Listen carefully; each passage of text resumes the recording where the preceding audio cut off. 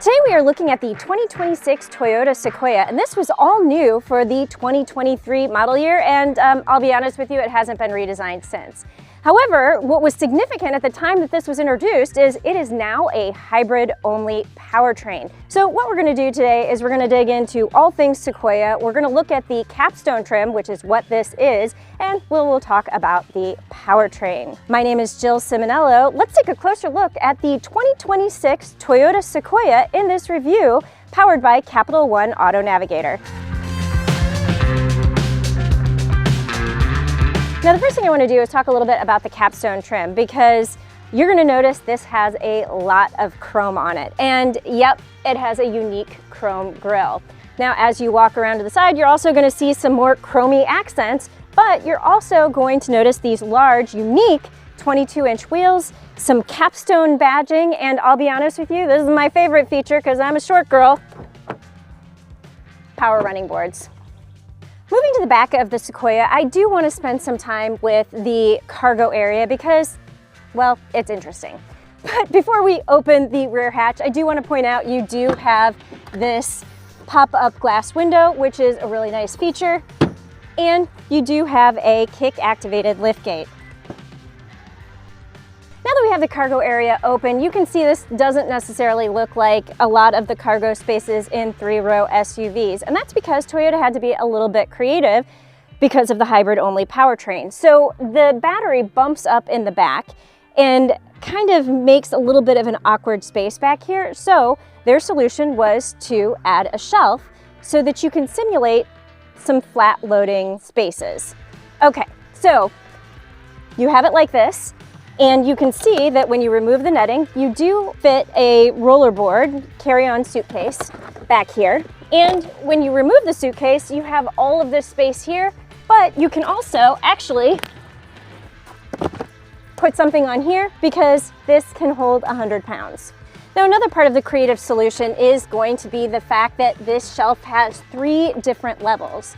So you can move it down to here, or you can move it all the way down to the bottom, and look at this. You now have a flat load floor. You can actually very easily move these seats forward to create even more cargo space. But wait, there's more. So this actually has power-operated seats, one-touch operation, and this is now standard for the 2026 model year across the Sequoia lineup. If you move the seats back forward again, take the tray and move it to the middle slot, you can flip this forward and you have a flat load floor again with some extra storage space underneath.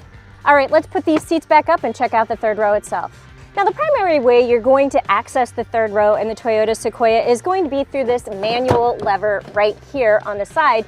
And you know, I have to say it's a little bit weird that there's not a power operation in the Capstone trim, but the one thing that this does do is that it opens up a really wide space that allows you to climb in the back. Now that I'm sitting back here, I do have one very important safety note. When this seat comes down, it could very easily come down on somebody's foot. So you're just going to have to be very careful that they watch their feet, because this could very easily slam down on little toes. Now, before we move into the second row, I do want to talk about a couple of features that are going on in the third row. And the first thing is, yeah, you actually have sunshades back here, which is a really nice feature for a third row. You also have some cup holders. You have the power operation for your seats, and you have air vents here in the headliner. You also have this right here, which allows you to move the seat forward or backwards. Now that we are sitting in the second row, let's talk about what is going on back here, because it's a lot. And I'm going to start with my personal favorite, and that is going to be the climate controls. I can adjust the fan speed, I can adjust the temperature, and I've got heated and ventilated seats back here. Thumbs up on that. I'm always cold, so I want the heat on and my heated seat. Thank you very much. You also have USB-A and USB-C charge ports, as well as an actual plug. So if somebody sitting in the back seat can use their computer. There's also air vents here on the center stack, which is really nice. If cup holders are your thing, you've got two right here that have little prongy things on it, and then you have two right here, and you have a place to store your phone. You do have a bottle holder in the door, but it's gonna be a little bit awkward if you need to access that. A couple of other features of note include the sunshade, as well as the air vents in the headliner. Moving into the front seat, you're also going to see a lot of the Capstone specific features, and that includes the semi-aniline leather seats, the Capstone badging on the seats, the Capstone badging on the dash, and yeah, this really nice leather material here on the dash as well. Before we go for a drive, I do want to point out another standard feature on this Capstone trim is going to be the panoramic moonroof. Want more info about the latest cars, trucks, and SUVs? Make sure to subscribe to the Capital One Auto Navigator channel.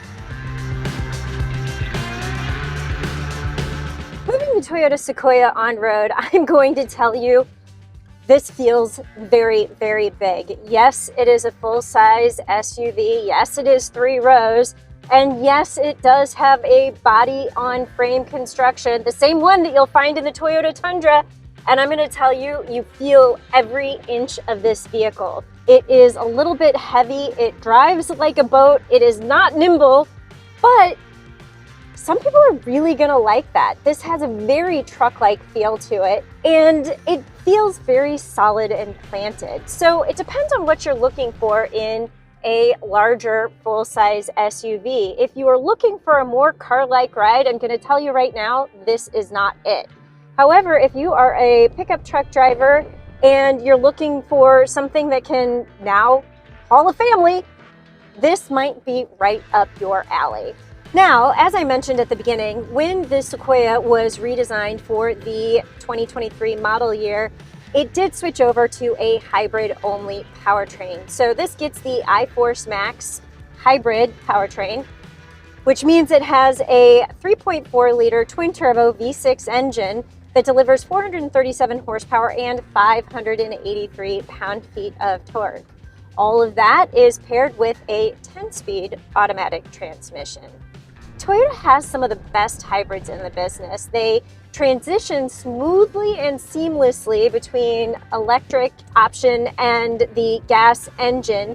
And when you really mash your foot to the pedal, you've got a lot of zippy acceleration. This means you're not going to worry about merging with traffic or doing passing maneuvers on the highway. We're currently on some dirt roads right here, and one of the things that really impresses me is how quiet it is on the interior of the vehicle.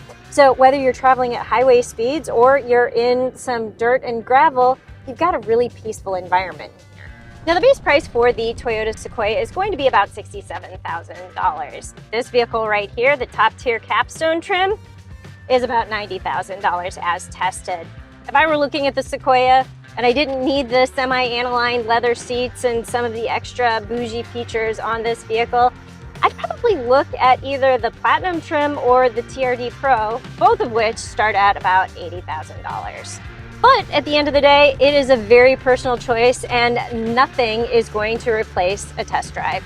But for more information on the 2026 Toyota Sequoia, be sure to check out Capital One Auto Navigator.